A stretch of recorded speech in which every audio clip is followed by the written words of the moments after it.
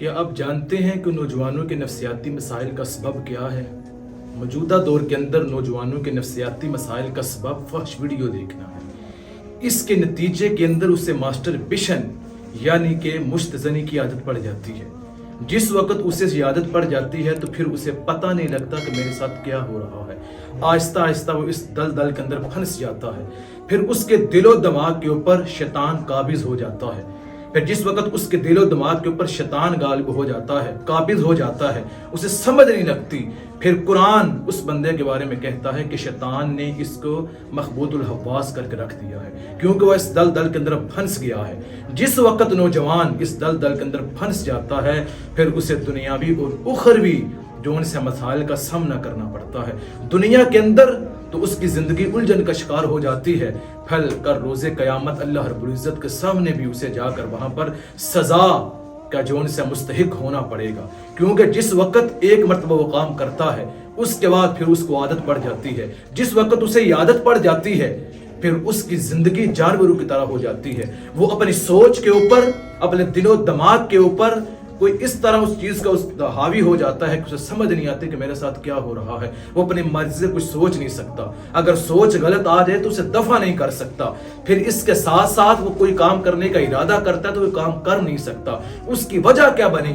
اس کی وجہ یہ بنی کہ آہستہ آہستہ نوجوان اس لت کے اندر اپنے آپ کو اس نے خود ڈالا ہے، اور اس دلدل کے اندر جس وقت بندہ پھنس جاتا ہے تو اسے نکالنے والا کوئی نہیں ہوتا۔ میں اس ملک کا المیہ آپ کے سامنے کیا بیان کر سکتا ہوں کہ جہاں پر ایک لیک ویڈیو 24 گھنٹے کے اندر 70 لاکھ بندہ انہیں ڈاؤن لوڈ کر لیں۔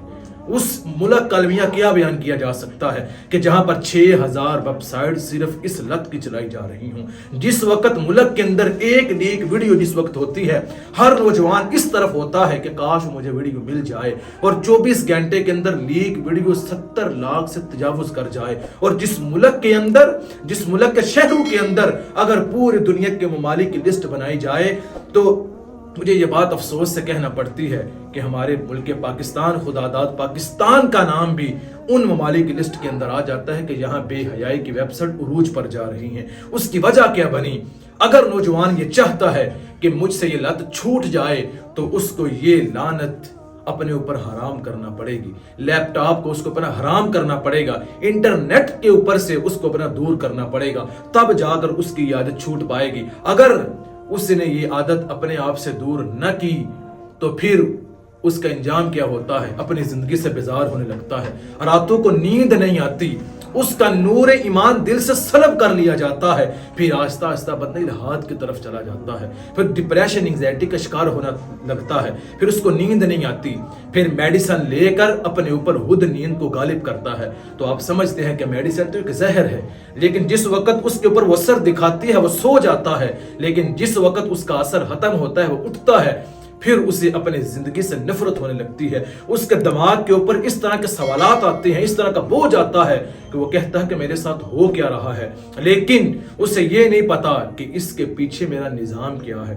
کہ یہ مجھے جو نظام لگا ہے کہ میری نیندیں ختم ہو گئی ہیں، مجھے دل کے اندر چین نہیں ہے، اس کی وجہ یہ بنے کہ ماسٹربیشن، مشت زنی کے اندر ملوث ہو گیا ہے۔ اگر کوئی نوجوان اس کے اندر پڑ گیا ہے تو خدا را اس کام سے آج ہی توبہ کیجئے، تاکہ اللہ رب العزت ہمیں اس دنیا کے اندر بھی سکون عطا فرمائے، اور کل قیامت کے دن بھی ہماری جو وہاں پر اخروی زندگی ہے اللہ رب العزت کے سامنے ہم جا کر سرخرو ہو سکیں۔